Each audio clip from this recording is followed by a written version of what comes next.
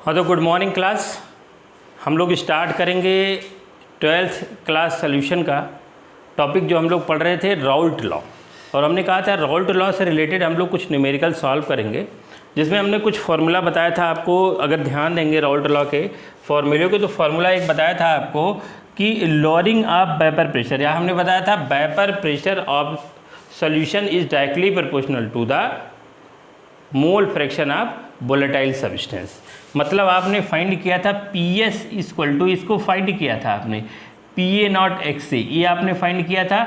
This is the vapour pressure of the solution. एक formula ये find किया था, और दूसरा आपने फाइंड किया था lowering in vapour pressure. Formula हमेशा पता होना चाहिए, lowering in vapour pressure. Lowering in vapour pressure क्या होता है आपको पता है, जो प्योर आपका वोलेटाइल सब्सटेंस है उसका vapour pressure minus vapour pressure of the solution. उसके बाद आपने एक फार्मूला फाइंड किया था relative lowering in vapour pressure. Relative lowering of vapour pressure RLBP equal to आपने XB इक्वल टू आपने फाइंड किया था lowering in vapour pressure PA nought minus PS upon PA nought. ये सिंपल आपने formula क्या find किया था। अब इसी से रिलेटेड आपका एक न्यूमेरिकल है, ध्यान से देखिए। न्यूमेरिकल क्या है?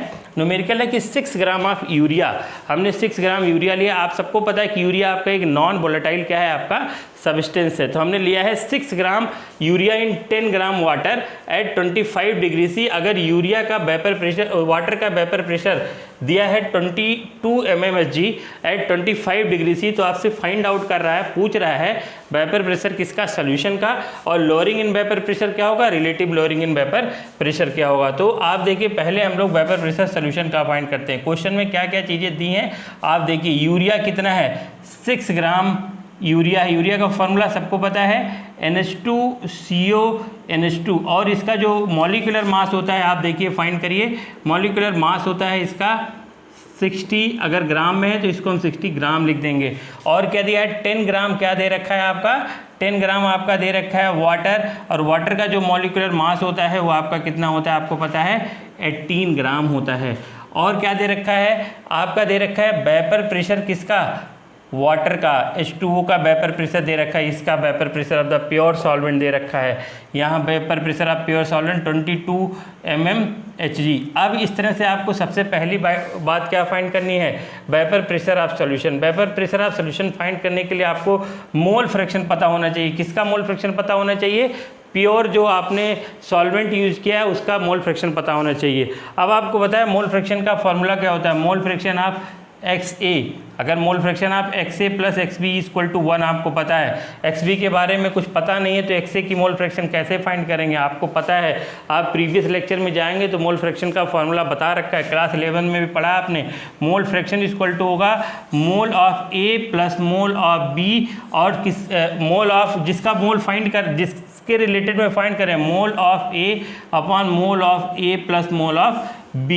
यहाँ A क्या है आपका, अगर इसको मानते हैं, B इसको मानते हैं, या ये इसको मानते हैं, B इसको मानते हैं, तो आसानी से हम फाइंड कर सकते हैं।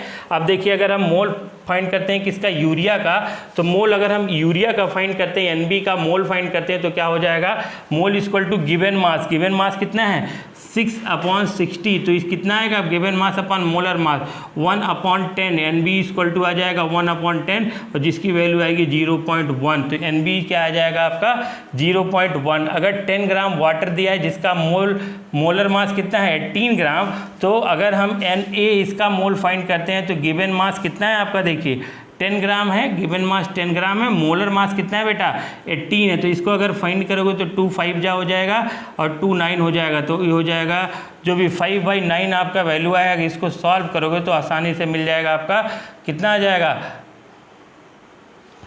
9 4 जा 36,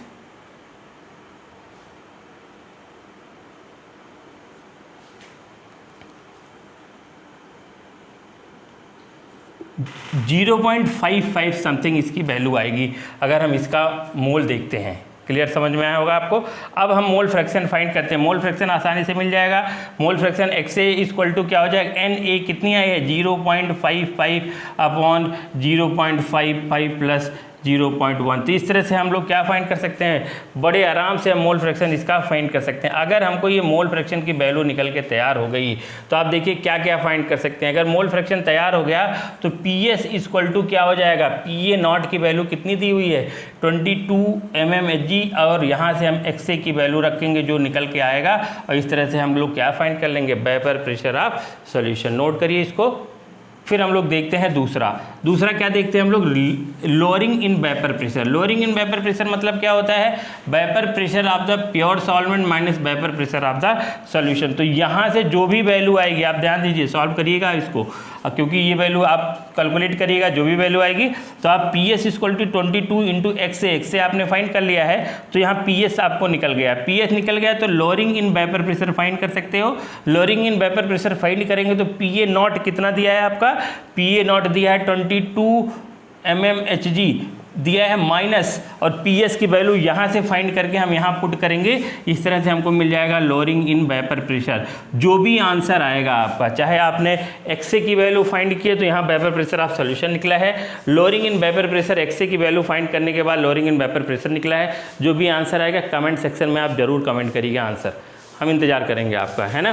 दूसरा देखिए आप, उसके बाद आपको RLVP relative lowering in vapour pressure देखना है, तो RLVP relative lowering in vapour pressure देखना है, जहां आपको PA nought minus PS upon PA not आपको पता है। जब आपने PA नॉट कितना है 22 mmHg माइनस PS आपने वहाँ से फाइंड किया है, तो PS की वैल्यू रखिए अपॉन 22 mmHg, तो इस तरह से आपको निकल जाएगा relative lowering in vapour pressure. मैं वेट करूँगा XA की वैल्यू, मैं वेट करूँगा PS की वैल्यू, मैं वेट करूँगा RLVP की वैल्यू। इसको नोट करिए। दूसरा क्वेश्चन हम तुरंत देखते हैं।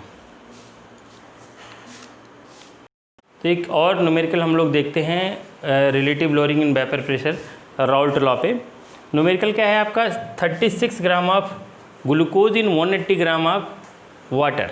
180 ग्राम क्या रखा है, 180 gram of water at 35 degree C, जिसमें आपका वेपर प्रेशर दिया है सॉल्यूशन का PS इक्वल टू 55 mmHg। आपको क्या फाइंड करना है, PA नॉट वाटर का, वेपर प्रेशर किसका फाइंड करना है, वाटर का। अब देखिए क्वेश्चन को एक मिनट देखिए, एक मिनट देख के सोचिए इसमें कौन सा कंपोनेंट आपका नॉन वोलेटाइल है। तो ये जो ग्लूकोज है आपका नॉन वोलेटाइल है, और वाटर आपका, ग्लूकोज और वाटर में कंपेयर करें तो वाटर आपका वोलेटाइल निकल के आएगा ग्लूकोज के कंपेयर में। तो आप देखिए क्या फाइंड करना है, PA नॉट। राउल्ट लॉ का एक्सप्रेशन यूज़ करते हैं हम, आपको पता है PS equal to PA nought XA, जहाँ हम आपको क्या पता है, ये PS की वैल्यू पता है, PS की वैल्यू पता है, हमको फाइंड करना है PA नॉट XA फाइंड करना है। तो XA फाइंड करने के लिए बहुत आसान है, NA upon NA plus NB। NA क्या है आपका, NA आपका हो जाएगा मोल ऑफ A मतलब वाटर का, NB इक्वल टू हो जाएगा मोल ऑफ B मतलब ग्लूकोज का। और इस तरह से फाइंड करना बहुत आसान है। देख लीजिए, आप सबको पता है कि जो ग्लूकोज है C6H12O6, इसका जो मोलर मास है वो हो जाएगा 180 ग्राम, और जो वाटर है उसका मोलर मास हो जाएगा, वाटर का अगर हम मोलर मास फाइंड करेंगे तो वाटर का मोलर मास निकल के आएगा 18 ग्राम। ये सब आपको आता होगा। तो अगर आप मोल फाइंड करेंगे किसका, वाटर का, सबसे पहले वाटर का मोल फाइंड करते हैं। गिवन मास, कितना गिवन मास है 180 मास, और मोलर मास कितना है 18। आप फाइंड करेंगे वैल्यू कितना आ जाएगा 10 मोल किसके हैं, वाटर के। उस तरह से आप दूसरा फाइंड कर लीजिए, mole of B। Given mass कितना है, गिवन मास है 36।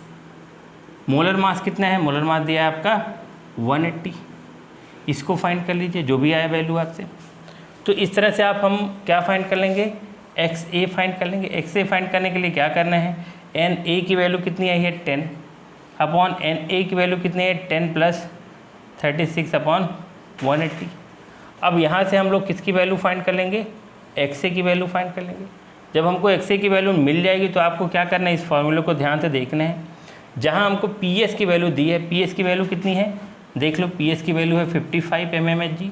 55 mmHg इक्वल टू क्या हो जाएगा, यहाँ पे देखिए PA नॉट पूछ रहा है तो PA नॉट हो जाएगा, और XA की वैल्यू जो भी यहाँ से निकल के आएगा, XA की जगह हम लोग दे 10/10 प्लस 36/180। तो जो भी वैल्यू आएगा यहाँ से देखिए एक ही वेरिएबल है PA0, और इस तरह से हम PA0 की वैल्यू को क्या कर सकते हैं, फाइंड आउट कर सकते हैं।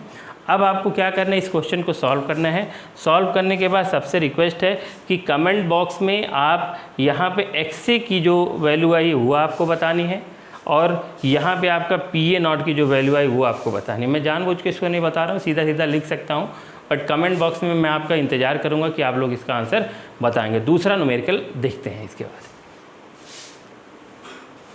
तो हम लोग देखते हैं राउल्ट लॉ से रिलेटेड नेक्स्ट न्यूमेरिकल टाइप 3।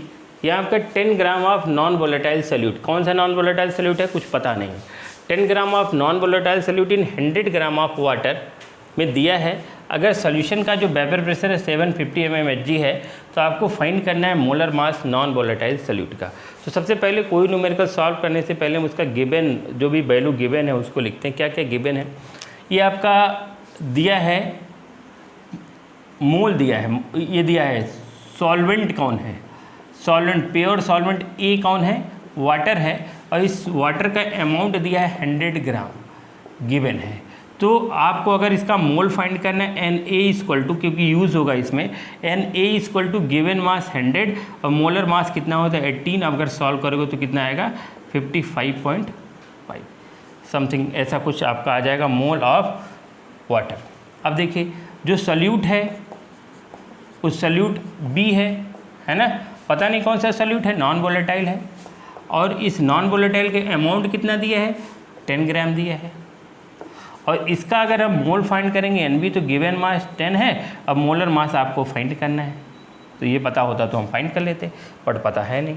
अब आपके सोल्यूशन में PS दे रखा है, अब आपको फाइंड करना है। बहुत आसान सिंपल सा हम फार्मूला यूज़ करेंगे और आपको ये सारी बातें निकल के तैयार हो जाएगी। एक सेकेंड इसको आप क्या करिए, नोट करिए। अब इसको आपने होपफुली नोट कर रखा है, तो ये सारी बातें हमको मिलके तैयार होगी। अब इसको मैं मिटाता हूँ और कुछ बातें आपको बताता हूँ। अब जो मेरा प्योर सॉल्वेंट है, प्योर सॉल्वेंट मतलब वाटर है, वाटर का बॉइलिंग पॉइंट जो होता है वो 100 डिग्री C होता है। प्योर वाटर का बॉइलिंग पॉइंट होता है 100 डिग्री C, और उस 100 डिग्री C जो बॉइलिंग पॉइंट वाटर का, उस समय एटमॉस्फेरिक प्रेशर जो होगा वो होगा आपका, वाटर का बात कर रहा हूँ प्योर का, वो एटमॉस्फेरिक प्रेशर PA0 होगा 760 mmHg। ये सब बातें थोड़ी सी आपको जाना। 760 mmHg को हम लोग 1 एटमॉस्फेरिक प्रेशर भी कहते हैं, ये 1 ATM भी लिखते हैं। ये बात समझ में आई। तो PA0 इक्वल टू दिया नहीं है, बट आपको समझ में आए प्योर वाटर का इतना होता है। अब फार्मूला क्या है, फार्मूला है PS equal to PA0 XA। XA की जगह PS की जगह XA की देखो क्या लिख सकते हैं, हम लोग कर सकते हैं कि PS equal to PA0 into XA की जगह NA/NA प्लस NB। फटाफट वैल्यू पुट करते हैं हम लोग। PS इक्वल टू, PS की जगह हम लोग लिख दें 750, PA0 की जगह लिख दें 760 इंटू NA आपने फाइंड किया था वाटर का 55.5, फिर NA वाटर का 55.5 प्लस NB गिवन मास कितना था 10 ग्राम अपॉन मोलर मास M। अब आपको यहाँ करना क्या है, कुछ नहीं करना है, आपको सब कुछ दिया है, एक वेरिएबल है मोलर मास M। आपको ये पूरा कैलकुलेशन सॉल्व करना है। सॉल्व करने के बाद जो भी आंसर आएगा आप हमको कमेंट सेक्शन में ज़रूर बताएंगे। तो इस तरह से हमने 3 टाइप ऑफ क्वेश्चन बताया राउल्ट लॉ का। तो अगला हम लोग Raoult law non volatile substance पे कुछ और एग्जाम्पल देखेंगे, लेकिन अपने नेक्स्ट लेक्चर में। तब तक के लिए इसको रिवाइज़ करिए, बार बार देखिए। Thank you very much.